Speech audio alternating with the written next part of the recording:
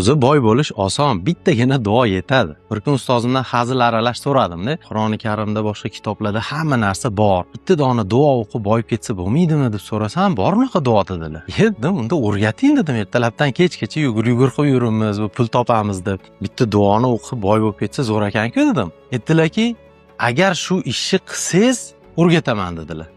Bitta oldida sharti bor dedilar. Faqat aniq qilaman deb o'rgataman dedilar. Albatta qilaman dedim. Keyin ular tushuntirib berdilar. Sharti 40 kun davomida Voqea surasini xatm qilasiz dedilar. Xatm qilganda ham o'zini qonun qoidasi bor. 40 kun davomida birinchi kuni 1 marta, ikkinchi kuni 2 marta, 40-kuni 40 marta xatm qilishingiz kerak dedilar. Aytdim, bo'ldi, qilsa bo'ladigan narsa ekan deb kirishdim.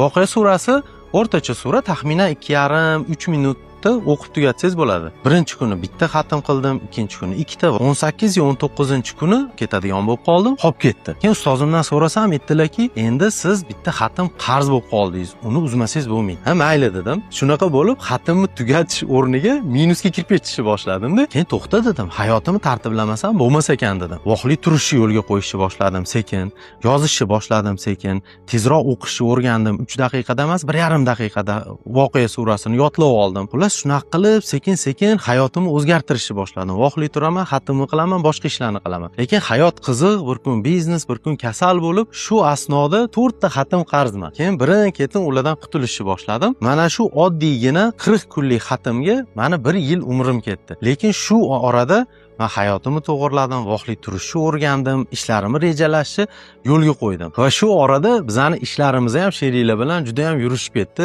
Mashinalar oldim, uy qurishni boshladim, qarzlarimdan qutuldim. Zo'r bo'lib ketdi ishlarimiz. Va taxminan 1 yildan keyin mana shu 40 kunlik xatmni tugatdim va ustozimga aytdim. Lekin alhamdulillah shundoq ham ishlarim zo'r bo'lib yurishib, hayotlarim, kunlarim tartiblanib qoldi desam, mana endi haqiqiy tushunibsiz. Bu duoni, xatmni, mag'zini deb chiroyli qilib meni duo qilib qo'ydilar. Va shunda bildimki, faqatgina duo qilib o'tirishni o'zi yetarli emas ekan. Duo bilan birga harakat ham qilish kerak ekan.